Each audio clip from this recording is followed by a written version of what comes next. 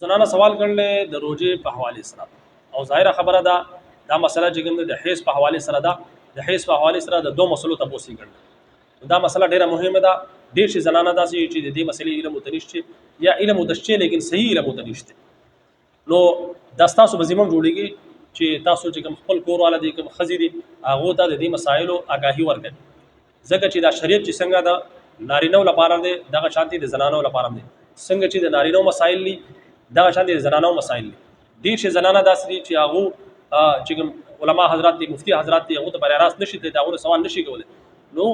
دا داغه چې کوم خاوندان دي داغه په ذمہ ضروری ده چې دا مسایل خپل زنانه ته وخی سوال دا کړل دي زنانه چې د روزي په حالت کې یو زنانه ته حیض راشي نو دا زنانه چې کوم دي دا به روزه ماتي یا نه ماتي دیم سوال دا کړل چې چری دا روزه ماته کی نو د روزه ماتول سره چې کوم دي دا به بیا سکی دا به صرف قضا کی کړي دي قضا سره چې کوم دي کفاره به ادا کی دیمه مسله دا تاسو کړل چې د یو زنانه حیض بیماری وا لیکن د روزي په حالت کې د دې چې کوم بیماری دغه ختم شي نو آیا د بقای روز چې کوم دا به خوراک کا کولای شي یا نشي کولای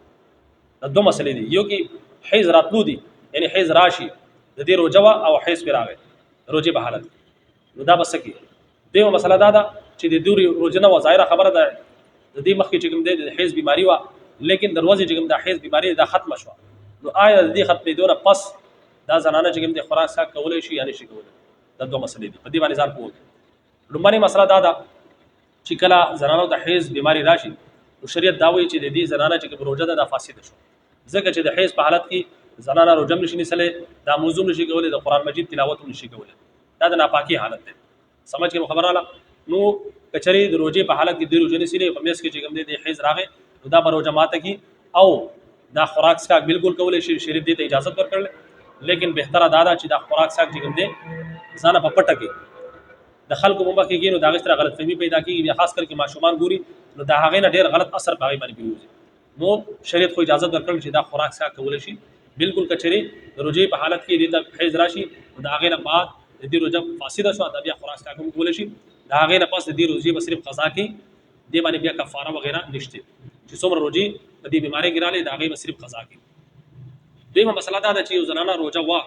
روزه نه وا او ظاهره خبره دا هغه باندې د حیض بیماری وا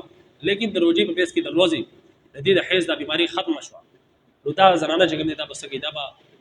خوراک کا کولای شي یا د خوراک څخه نزاد ساتي نو یادو ساتي په دې مسله کې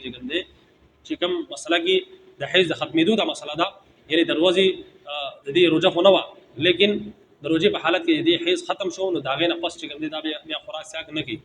سمجھ کې خبره زی دا به د خوراک څخه نه بیا ځان ساتي زګه چې دا د بیماری چې کوم د دې عذر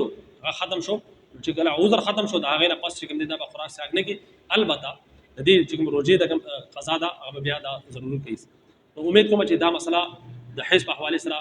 دا بس تاسو به سمجھ کې راغلي اجازه راکړئ السلام علیکم ورحمت الله وبرکاته